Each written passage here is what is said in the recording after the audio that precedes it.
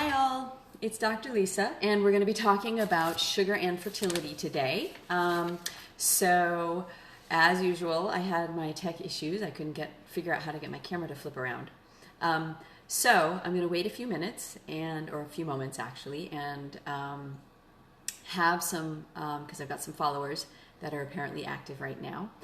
And what we're going to talk about today is the effect of sugar on your fertility, because I just launched last week my 5-day fertility sugar detox. And I want to talk about why this is a really important initial step in working with your fertility and improving it. Because as most of us know, sugar's not great for us. We knew that. We love it anyway. But what I don't think a lot of women realize is that sugar has a direct impact on fertility. Did you know that sugar can directly decrease your fertility? Most women don't know that. They figure, I'm young, I'm relatively healthy, so some sugar isn't going to be a problem. Well, it does actually affect your fertility.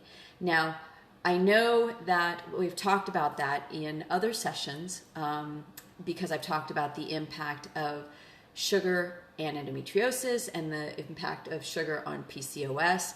But it is true for all women that sugar will decrease your fertility. And that is a surprise for most women. Here's the thing. Getting rid of sugar is a simple change.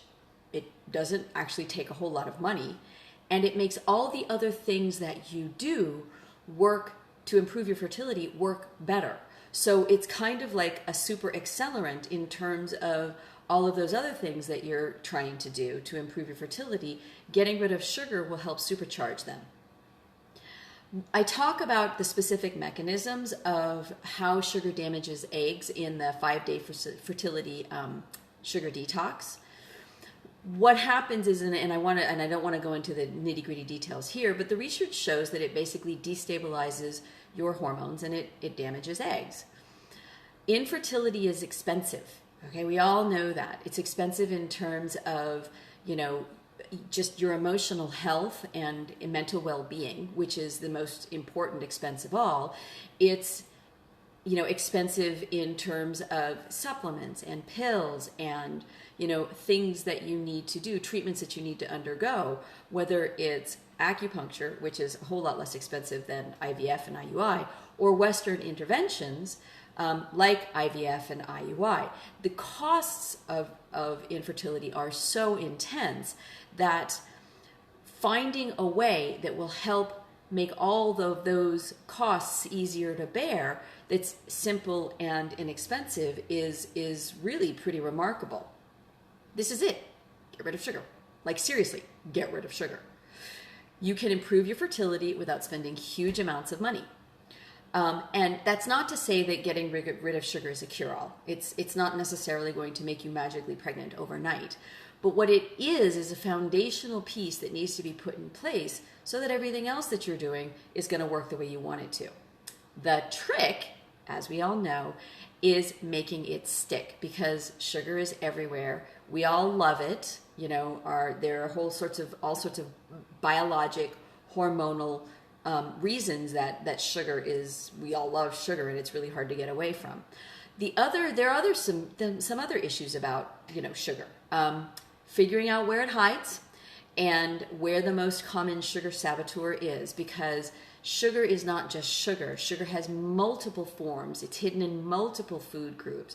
And there's a very common sugar that I talk about in the detox that most women don't realize is a sugar and can derail all of your efforts. Relying on willpower is hard. Sugar tastes great. And what I do in the detox is I give you proven techniques to improve your willpower and make resisting sugar a whole lot easier. It's not just about cutting out the sugar. It's also about having strategies to replace it. So I talk about food substitutions, how to make meals without sugar and learn how to eat that so that you're content, because a lot of us do that thing where when we're feeling a little tired, we'll go straight for the sugar. Well, there's a reason for that. It gives us this quick burst of energy. The problem is that if you don't have a way to substitute out the sugar with food that isn't going to do that to you, then you're more likely to fail on the detox. So I give you a whole set of strategies for dealing with those issues. A sugar detox can be tough, especially if you find that you are eating a whole lot more sugar than you realized, once you find that hidden sugar. So knowing what to expect and sort of knowing what the timeline of how you're going to feel during a sugar detox is really important, so that you know that you're on track when this or that or the other thing happens. And knowing, when the end point is when you're going to stop feeling bad and start feeling good again, just helps keep your focus on the goal and make it easier to stick to the sugar detox. Also, this has just been a tough year. And we have a lot of negative self-talk around everything that's been going on. I know a lot of women are coming into my practice, and because it has been so hard to keep things stable this year and to do all of the things that we're all used to being able to accomplish, that there's a lot of negative self-talk. Well, I couldn't do this and I couldn't do that. And then the sugar detox becomes one more thing that you couldn't do. Turning off that negative self-talk is a really, really important part of any sort of detox program, but especially a sugar detox program, because that negative self-talk actually is destructive, because it kicks in a whole nother level of hormones that are going to destabilize you and make you crave sugar. So turning off the negative self-talk will help your hormones actually stay in balance, so that you won't sabotage your efforts at getting rid of the sugar. Then there's just the direct impact of, on your egg quality and fertility. And with a sugar detox, it's not like all of a sudden you're going to notice that your period your cycle is perfect, right? It's harder to see the effects, the positive effects of a sugar detox on your cycle. So there are some things that I talk about in the sugar detox that you can use to just sort of track, how am I doing on a physical level, that will let you know that it's working. Okay. I want every woman's fertility to blossom.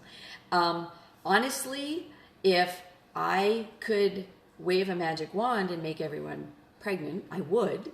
But since that doesn't exist, this is my magic wand. Basically, it's because everybody wants a simple, easy, fast way to help improve their fertility. Well, here it is. Your magic wand is a sugar detox, because getting rid of the sugar detox helps everything get better. So let's go over a little bit more in detail what we do in those 5 days of the sugar detox. So day 1, we dive right in, and I teach you why and how sugar is so irresistible, how to stop self-sabotaging, and give you positive biofeedback loops to get your mind and body and hormones all working in alignment and with each other, so that you can actually succeed in the sugar detox. I talk about how to separate the physical need for sugar, it's not actually a need, from the mental want. That is generally what it is. It's a want. And what to do for actual physical needs that masquerade as the need for sugar. Because there's never a need for sugar, but it often shows up as a need for sugar, but it's something else that actually really does need to be paid attention to. So it's really useful to know what the differential is, and then figure out what you actually need in order to fix that sugar craving. And then I have a sugar crave, heart brave breathing technique in a printable to help harness your willpower to the strongest craving, which is your desire for a baby. And the feedback that I'm getting on this very simple breathing technique is remarkable, because women say they just feel themselves centering and grounding and able to create, the willpower to go, I don't need the sugar. On day 2, you learn how to use the Winham rule, and I explain it in the sugar detox, to build a foundation for preventing willpower fails. And I also help you create an environment that is sugar-free, both internally and externally, because we need to deal with both of those in order to create, a successful environment where you can actually stick to the sugar detox. We implement the dump the demon sugar process, which is a step-by-step method for locating sugar and throwing it out in your pantry, in your fridge, just in your life in general, and includes some label reading tips and helps and the Many Names of Sugar PDF. And this is where I teach you how to identify that one everyday sugar that dooms all sugar detoxes unless you know what it is and discard it. And then I teach you what I call the nuclear option. It's the sugar hardball option in case all else fails and you're really having a tough time putting down and not reaching for the sugar. And it's 99% effective for women who are like all of the other tools and techniques that I give you don't work. It's like you pull out the sugar hardball and it works. I do want to teach you to reserve that for like the really hard cases. But you know that you've got it in your back pocket in terms of if you're just really having a hard time dredging up the willpower to resist whatever sugar is in front of you. On day 3, you learn what to eat that isn't sugar, because once you clear out that hidden sugar, you're going to be really surprised at how prevalent it is and how it's in all of your food. So on day 3, I give you actual eating strategies for what to eat that isn't sugar, substitution, swaps, and ditch strategies with a printable so that you can print it out and have it with you in the kitchen for meal planning, a super snack formula that stops sugar cravings from starting when you get the munchies mid-morning and mid-afternoon. That's usually when they hit, and even mid-evening after dinner. What to do about breakfast, which is a veritable sugar fest in the United States. If you look at cereal and you look at things like waffles and pancakes and all of those, protein bars, so many of them have so much sugar in them that the problem is that from the very first meal of the day, you're struggling against the sugar. So I give you specific strategies for dealing with sugar in breakfast and moving your breakfast to a much more healthy and sugar-free meal. I give you a general formula for meals and desserts, and then resources for more food and meal ideas. Now, I'm announcing it right now. Soon, my bump will be available because, breakfast and dessert really are difficult meals and issues to deal with in terms of finding recipes that work. So I will be releasing soon another add-on that you can do if you feel like you need it, that will be basically my breakfast and dessert SOS, and it's a 20-page PDF of various recipes and strategies and actual meal plans that you can use for breakfast and dessert. And I think everybody will find that really helpful. Then here's the thing: when you're doing a sugar detox, you may get hit pretty hard with the sugar blues. And so on day 4, I teach you what the timeline for getting out of the sugar blues is. I promise it's not forever. You're not going to feel lousy forever. And what to expect as you stabilize and you're starting to feel better.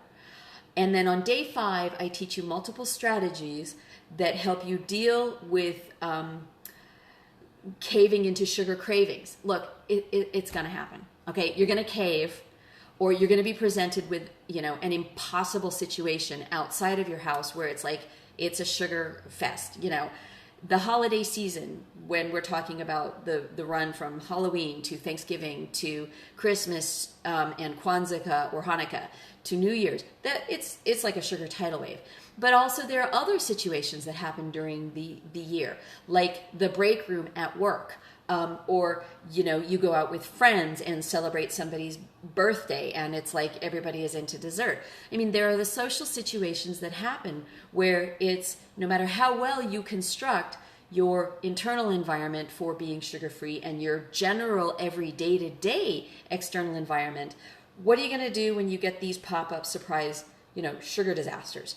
That's the strategies. Those are the situations that I teach you how to deal with the strategies in day 5. And you learn how not to let those specific situations, destabilize and derail your sugar detox. What to do about special occasions, because special occasions, truly special occasions, not your coworker's birthday, but your birthday, your spouse's birthday, or your partner's birthday, or anniversaries, or truly important family gatherings.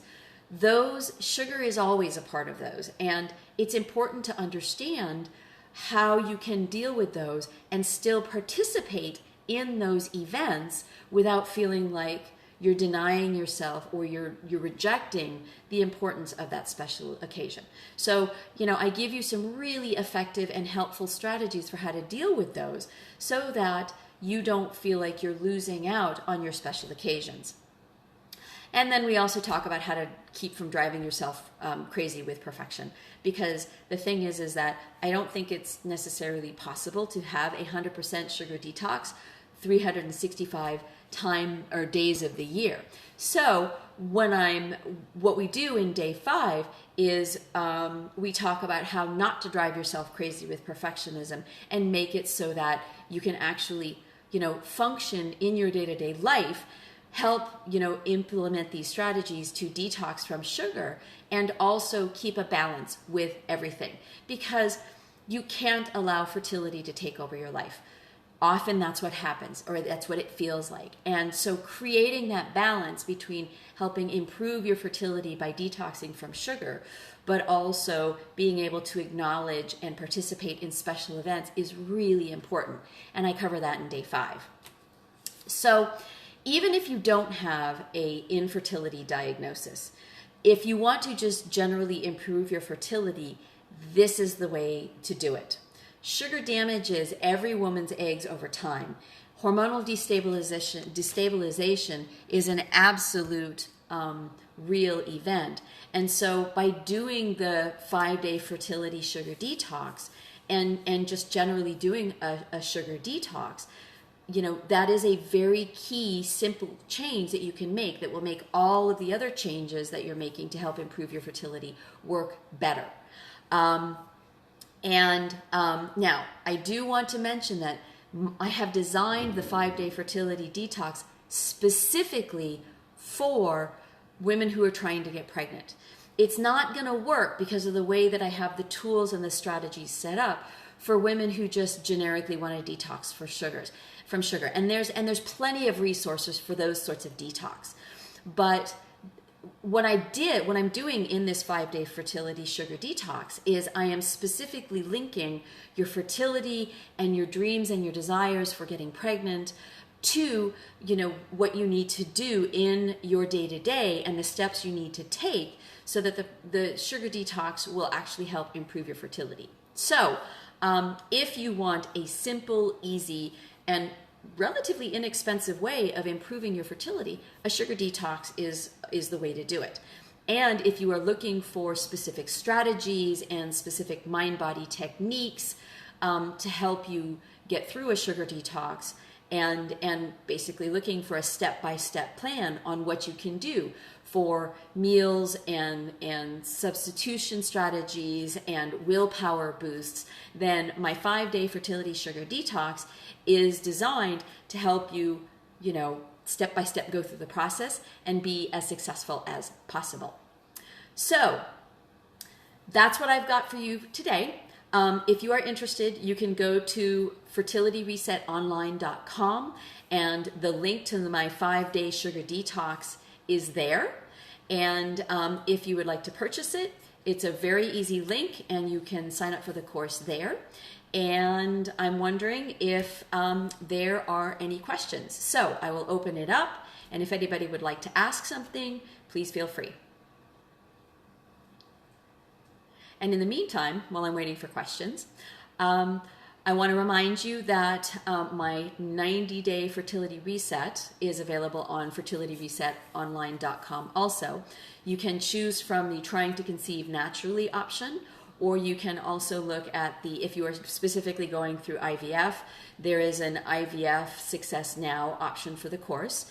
It takes 90 days to help improve egg health and get your hormones balanced, and that is what the courses are designed to do, whether you are doing this naturally or whether you are going to be doing this through IVF.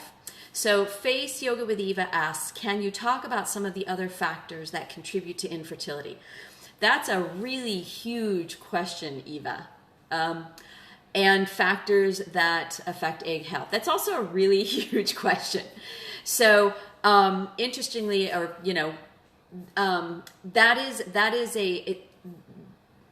that's a huge question. That's like the whole thing. Some of the other factors that contribute to infertility: hormonal imbalance, and that will show up as cycles that are either too long or too short. And so if your cycle is more than 30 days, or if your cycle is less than 24, then there's some sort of issue with your hormones and also egg quality. In particular, what we notice is that if you are tracking your cycles and ovulation is happening before day 12, or if ovulation is happening after day 17, then those are indicators that there is definitely something going on with either your hormones or your egg quality. And often those two things go hand in hand, because if your hormonal imbalance is not allowing the egg to mature appropriately, whether it's making it ovulate too soon or it's making it ovulate too late, then that is a contributor to infertility.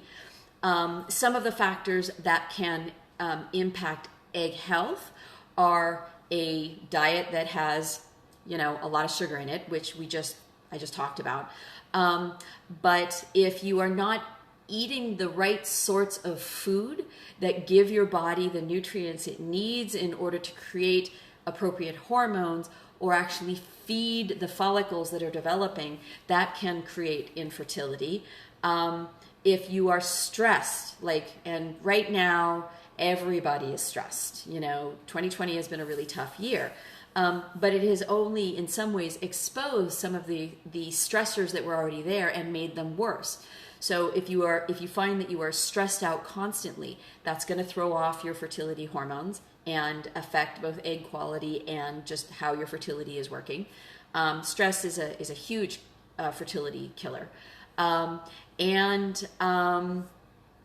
Then other issues like, exercise, whether you're doing too much or too little, or anything that affects your overall health is going to have an impact on your fertility and on your egg health, because as I discuss both in the course and on my website, and one of the things I can do actually is maybe have an Instagram Live where I talk about this. Fertility is at the top of your health pyramid, and if the bottom parts of your health, if you have any underlying health issues, or if you're stressed out, or you're not eating well, or your sleep patterns are off, all of these will contribute to telling your body, oh wait, I don't know about putting any effort into fertility, because fertility is a very resource intensive process, and pregnancy is a resource intensive process. So your body will shut down fertility while it's trying to maintain its own internal balance. So if you think of in those terms, anything that is affecting your sort of day-to-day stress levels and nutrition and how you are doing health-wise, that will impact your fertility. And then Eva is asking, how do I know if my egg health is optimal? So I mean, that's a big question. Bottom line, the easiest way to know if your egg health is optimal is your cycle between 28 and 30 days. If the full cycle from day one of your period to day one of your next period is between 28 and 30 days, then at least you know that your egg health is not suboptimal.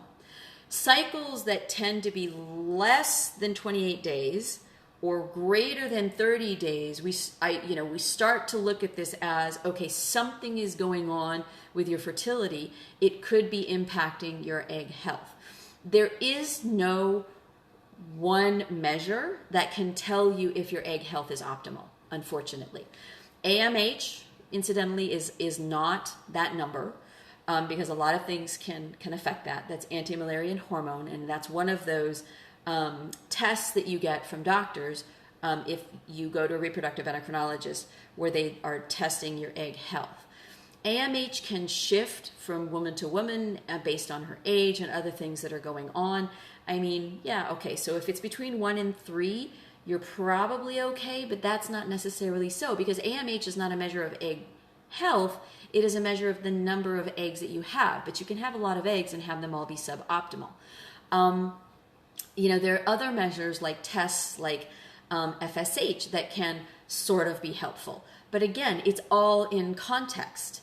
And egg health, you need to measure it looking at lots of different factors. There are women who are older and they would normally be told that their egg health might be suboptimal, but because they are very healthy themselves, their eggs may be fine. So that's a really tricky question.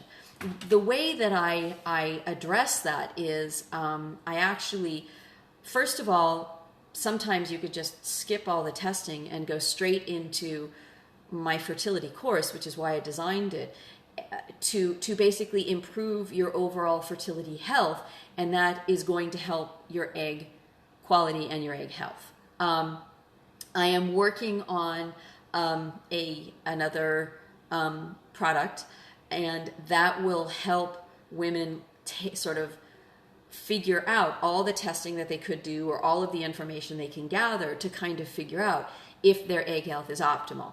And that's in process now, and it's not going to be available for a little while because it's a fairly big undertaking. But the short answer is, if you have a cycle that's between 28 and 30 days, and you live a healthy lifestyle that includes not being particularly stressed and eating well and not over or under exercising, and things are good, you're probably doing okay. And obviously, if it's easy for you to get pregnant, then your egg health is optimal. But if it turns out that you're struggling with getting pregnant, then there is almost always an egg health or egg health optimal issue. And so that's where working with an expert or taking my course would be helpful. So I know that was a really long answer, but that's the ball game. Knowing whether or not your egg health is optimal or not is sort of pretty much the main thing. And it's a complicated process because egg health is basically the distillation of everything that you're doing in your life. Okay, any other questions? So if not, check out my 5-day fertility sugar detox. And it's available at fertilityresetonline.com. And it takes 5 days, and women are seeing really remarkable results. I'm getting a lot of feedback with women saying, this was a lot easier than I expected it to be. I feel really good. And like the Sugar Crave Heart Brave breathing method really helps. And knowing how to use the strategies to deal with social situations is really useful too. So, since I don't have any more questions, I'm going to sign off for today. Thank you all for joining me today, and have a good day. Bye-bye.